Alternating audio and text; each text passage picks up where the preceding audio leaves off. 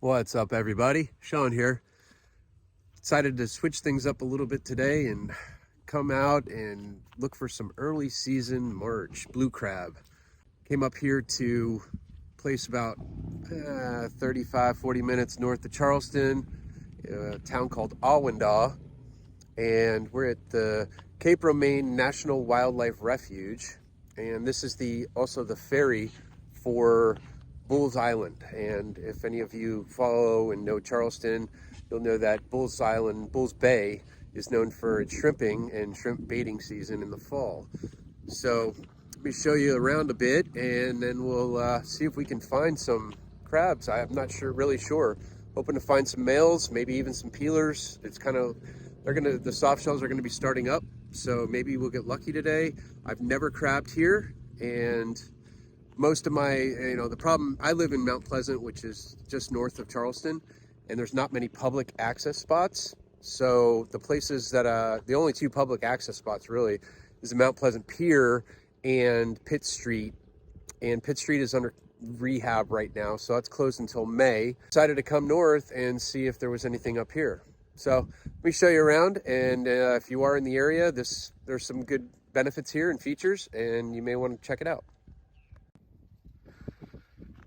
So here we are. I'll give you a view of everything.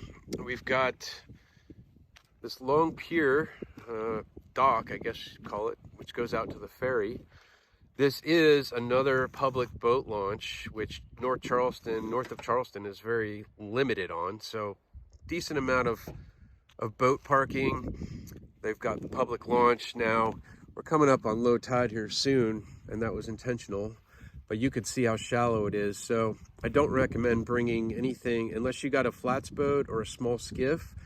Do not come at low tide, because you're basically launching into this shallow stuff. And even in my 14-foot skiff, I churn up mud, and yeah, you don't want to bring anything here. So come mid-tide. Now Charleston, if you don't know, has about a 6-foot tide swing, which makes things interesting at times, especially if you're out at the sandbar, and forget to watch the tide. And it happens all the time where people get beached and they get stuck there for hours waiting for the tide to swing. So again, be mindful if you're in Charleston or anything around there in this area, that we got a massive tide swing. So as you can see, yeah, do not come here with anything but an aluminum boat or a flats boat or some small skiff at low tide or anywhere near low tide. But we are on the Intracoastal Waterway right here, which the channel runs straight up. Bulls Bay for the shrimping would be out past that land mass there. And the Bulls Island Ferry, which I've never tried, you can go out and actually explore the island, from what I understand, or out to the beach, one of the breaker beaches or something. I'm not really sure. I'll post links to all this stuff down in the description. You guys can check it out in case you're up in the area. If you need a place to dock or launch your boat, you got it. If you want to come shrimping, if you want to get it on the Intracoastal, the next town down will be Isle of Palms. And then if you go north, it continues up. So pretty cool area, very peaceful. And like I said, I've never tried crabbing over here. Down there's some pilings that people catch sheep's head on. I don't have any fiddlers right now or any bait, but I'm just gonna go down there, throw some lines out, throw some traps out, and see if we get lucky, and see what happens.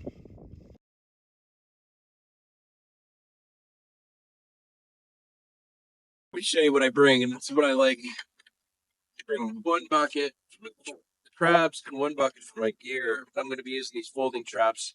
I have a bunch of traps, different styles, box traps, triangle traps, hoop net style. These are nice because they fold down so small, and actually they're really fun. So you basically just unwrap them. I tied this 50-foot line on them, and put your bait on there, and then you can toss them out. You can also attach them to a reel, a rod and reel. I didn't bring a rod and reel today. And then bag, chicken it after. I got the thongs, got the crab gauge, water, rag, and some extra line in case one snaps. But This is nice. Great fun for the kids too. That's what's nice about those traps. Two things. We got a bunch of kids to manage. You can come out and makes it really simple. Ready to bake these up, and normally I use chicken legs, but sometimes chicken necks, but they're harder to find. And the problem with the legs with these smaller traps, they seem to be too big. So today I just picked up a pack of chicken wing drumettes, and we're gonna try those. I figured, and I have no idea if there's anything out there. The tide is super low. Might get something on the upswing, but yeah, just thread these on, and there's a little catch, and you can kind of lock it in. These are ready to go. Wash my hand. Chicken. That's really it. Let's see, they fold up. I'm sure you've seen these before. Smell.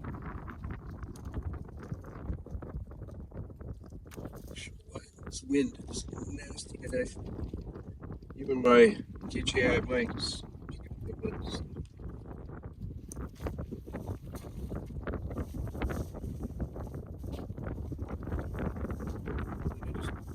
it off.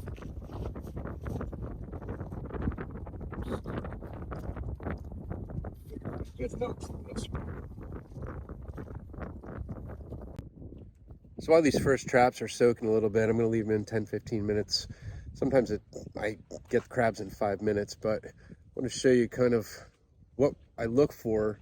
And because it's early season, based on my research, I haven't really tracked this. I've been crabbing for about a year, and normally crabbing in summer and fall.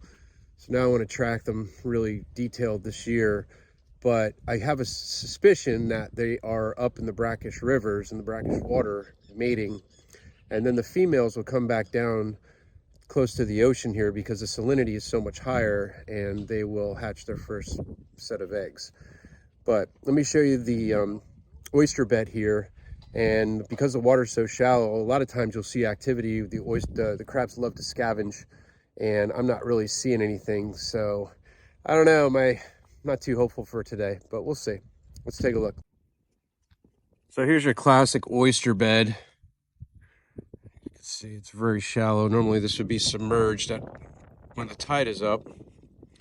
But when you come over to these edges, a lot of times you'll see the crabs scavenging and looking for stuff. And even if I get out here a little bit deeper, there's really no movement going on. And some of the other places that I go crabbing, now the tide is low right now, but normally if the water's still moving, and we may see some activity on the upswing when the tide is going up, but usually you'll see stuff. And what happens is because we have such water movement here, during the higher tides, mid to high tide, it's pushing those crabs off to the edges. When we get a slack tide, kind of like we're in now, they will go deeper because they can walk around and not get pushed all over the place. So that could be what's happening. I got here a little bit later than I wanted to. I like to fish or crab, say an hour and a half to before and after that low slack tide. But yeah, nothing going on right here.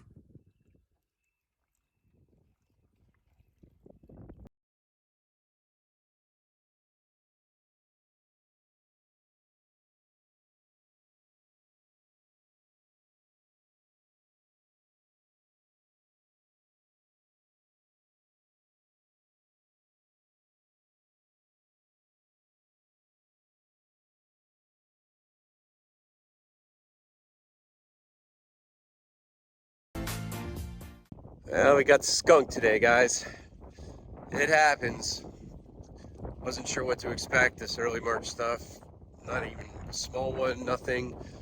So I suspect they're up in the brackish water right now, or maybe out in deeper water. I'm not sure. I'll have to keep searching, but at least I have an idea now when not to come out or look somewhere else. So thanks for joining. Hopefully next time we get them, and see you on the next one.